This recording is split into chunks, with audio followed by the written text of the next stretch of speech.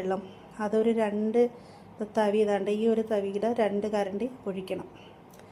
അത് ഒഴിച്ച് കഴിയുമ്പോൾ എന്തിനാന്ന് വെച്ചാൽ ആ കളറെല്ലാം കൂടെ അതിനകത്തോട്ടൊന്ന് മിക്സ് ആവാൻ വേണ്ടിയാണ്. ഫ്രൈയുടെ ഒരു അല്ലെങ്കിൽ വെളുത്തിരിക്കും. എന്നിട്ട് നമ്മൾ തീ കത്തിച്ചിട്ട് ചെറിയ സിമ്മിൽ കുറച്ച് നേരവും കൂടെ ഒന്ന് ഒരു ഫ്ലെയിമിൽ വയ്ക്കണം. ഓക്കെ.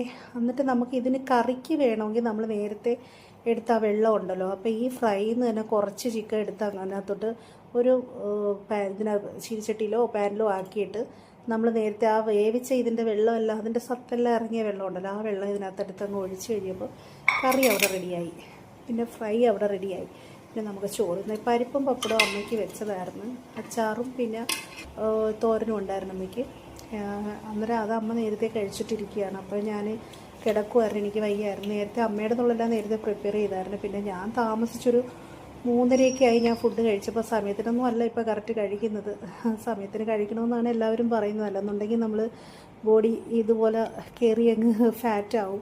ഫാറ്റെന്ന് വെച്ചാൽ വണ്ണം പോലെ തോന്നിക്കും. അതുകൊണ്ട് ഇത് ഫ്രൈ ആണ് ഞാൻ കഴിക്കുന്നത്. അപ്പോൾ ഇത് എന്താ പറയുക, എല്ലാവർക്കും അറിയാമെന്ന് പ്രതീക്ഷിക്കുന്നു. എന്നാലും അറിഞ്ഞൂടാത്തവരൊന്ന് ട്രൈ ചെയ്ത് നോക്കിയാൽ നമുക്ക് ഒരുപാട് എണ്ണ ലാഭിക്കാം. അപ്പോൾ ഓക്കെ, ബൈ.